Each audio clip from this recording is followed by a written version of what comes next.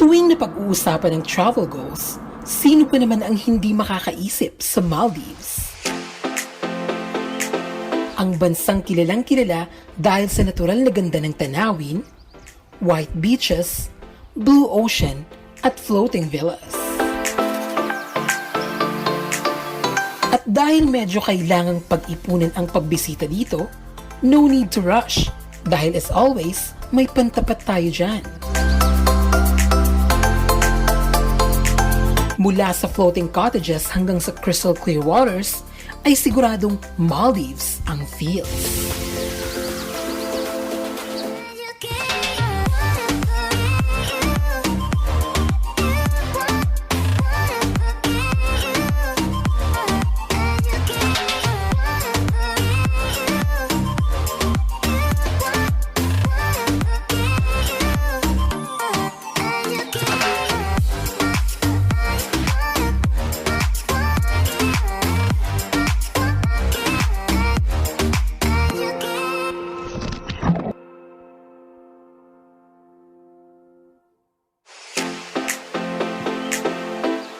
Halos 12 oras ang biyahe mula Metro Manila ay mararating ang Occidental Mindoro.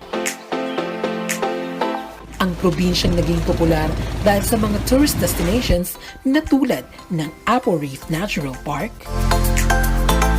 Mount Calavite, at Maldives-inspired island resort na matatagpuan sa bayan ng San Jose. Welcome to Grace Island.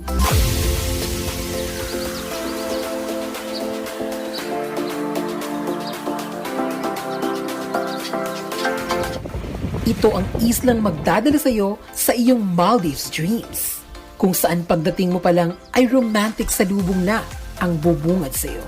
Thank you for choosing Grace Island Leisure Resort.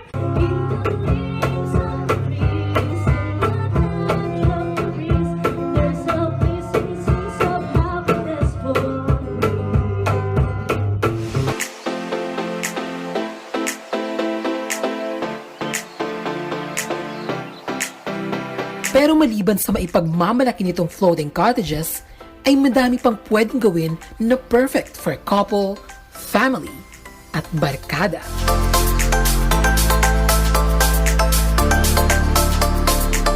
Hi! Hi! Dapat tumingin siya sa camera.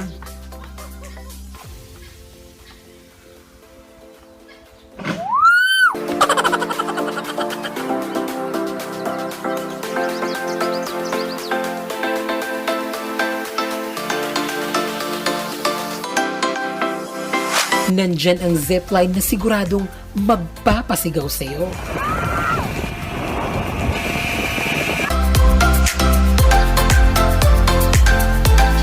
Jet ski na magpapatibay pa ng relasyon nyo.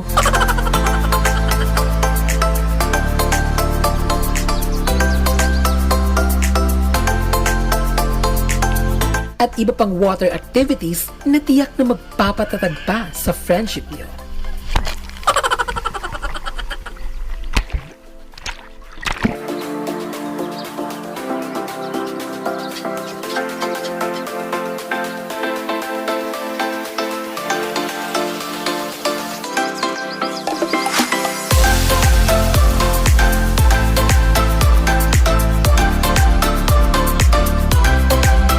Pagpatak naman ng gabi ay mas unforgettable pa ang experience dahil sa live band harana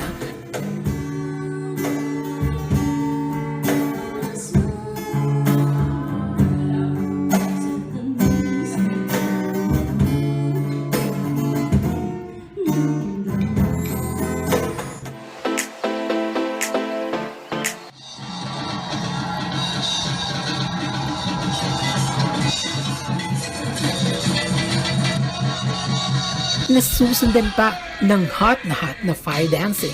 Sumayaw ka!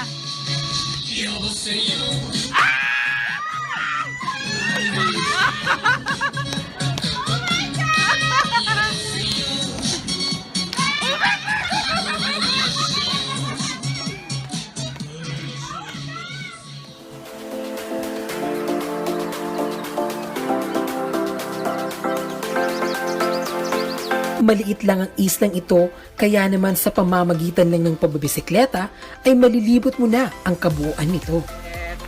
Oh my God!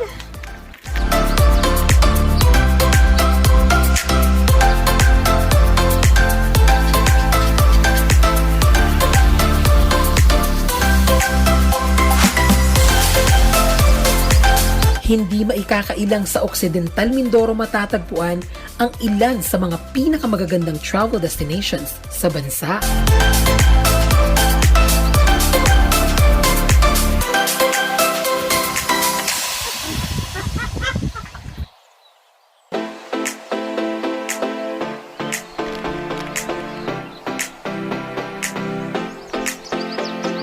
Kaya kung unforgettable getaway ang peg mo, siguradong nandito ang sagot sa hinahanap mo.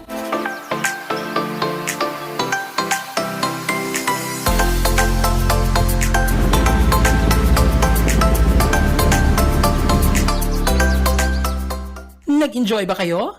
Feel free to explore this channel. Here's another one. And for more informative and entertaining videos, subscribe here. Thank you so much for watching.